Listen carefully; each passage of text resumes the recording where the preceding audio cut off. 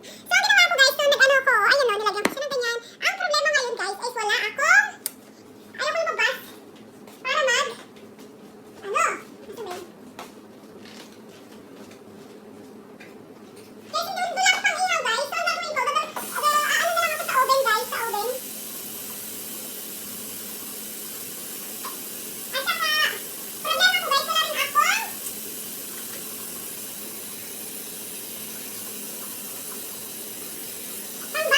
So, ang gagawin ko guys is, dito na natin inano.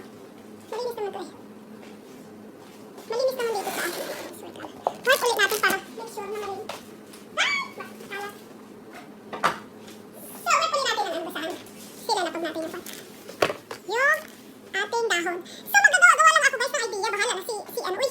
Bahala na si Pacman. Bahala na si Lord kung ano mangyari sa ating lulutuin guys. So, ang ginawa ko guys, nakakita ako ng dahon. First time ko lang siya guys gagawin.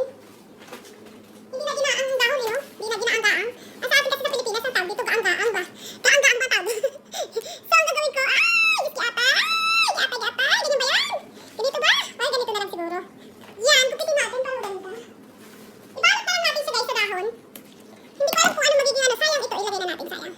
Whoop! Ibalot natin sa dahon guys. Ay, ginawa lang suman. Ay, yatay. Yan! Balot na natin guys. Ano pa sunod? Sabay na. Ano pa sunod? Tapos itali ba? Tinatali ba dito yun? Tinatali ba? Itali na lang natin dito siya guys. Itali na lang natin. No, itali na lang natin siya ganito guys. So, itali. Ngayon, ang problema ko, maghanap ako ng tali. Ito na lang din ang gagawin natin, tali yung ano ng saging. First time ko to guys! Guys! First time ko to gagawin in my history. In my history. Yan. Ay, pwede? Ay, pwede? Yes! Itatali-tali lang natin. Oh my God, may utak din pala ako. Uy, ito kaya, pwede ba kung tali to? Try na natin kung pwede. Para lang hindi siya mag-awas. Ay, pwede! So guys, ang labas, ganito siya. So, ganito siya, ilalagay ko siya doon sa ating oven. So, good luck! Tatapon natin itong mga dahon kasi masyado nang nagamit ko natin sa gamit ko na. Buti nga guys, may mga dahon ako dito natira eh. Kasi gumawa kasi ako ng suman. Guys, gumawa kasi ako ng suman bayhoy. Kaya may tira pa ako guys. I-shout out naman sa taas short natin dyan, shout out. Ayan. Diyan, medyo ano na siya, medyo clear na ng kaunti. So, nag-init na ako ng ano, ng oven ko, nilagay ko na ng 400. Ay, bahala na sila. Hindi ko alam kung saan ko ilalagay, kung may barbecue ba o ano. Isubukan natin kung may barbecue guys. Ngayon, kuha tayo ng frying pan. Ay, di pala ang baba dito. Dito na lang natin siya ilagay kapag uminit na. What, Daddy? Yan, dito natin siya ilagay kapag uminit na yung oven natin. What, Daddy?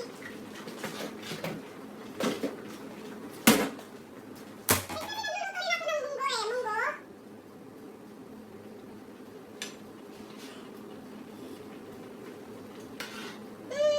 Kulang sa lasa. Mas kulang siya. Pwede natin patis. Patis yata ang kulang. So, tayo masyari sa atin. Ay, bahala niya, dami. Huwag masyari sa atin tayo, guys.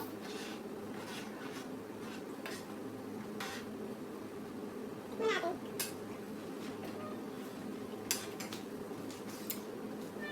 What, Daddy? Hey! Lagyan natin ng more. Yung ano kasi, parang masarap ang butter chicken. Ay, beef pork yan eh. Ay, wala akong pork. Ay, napula naman tayong pork. Sige na, beef sarap na lang. Dagdagan na lang natin ng sarap. Buti na natin. So, titingnan natin.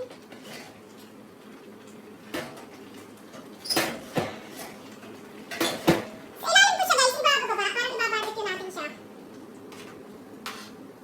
So, nagluluto ako ng kwan. Masyado magal kasi yung chicken. Nagluluto kasi ako ng pan guys. Ng munggo. Munggo is real. Hindi nga natin ito kalat. Baka sabihin masyadong makalat siya. Yan. Ito ko ilalagay yung ating tuin. So, yan. Ito, ilalagay ko ito guys sa munggo ko.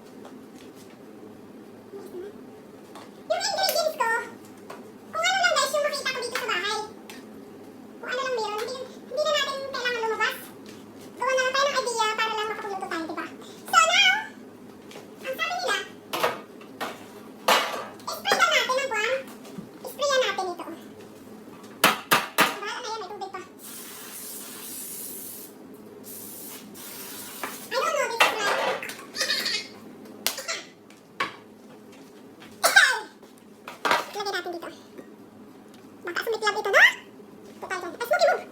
Maganda do barbecue. Move! Dito natin siya sa pinakailalim. Naku, ang laki. Ayan. Parang sisiklab yata to. Bahala na. Sisiklab yata siya. Sisiklab.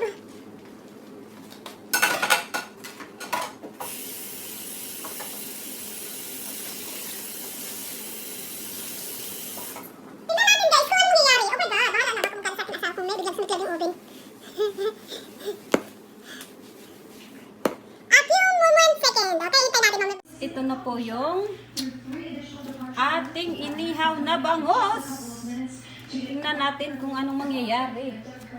Ilagay natin sa plato. Ano siya? Okay. Thank you guys kung bago po kayo sa YouTube ko guys.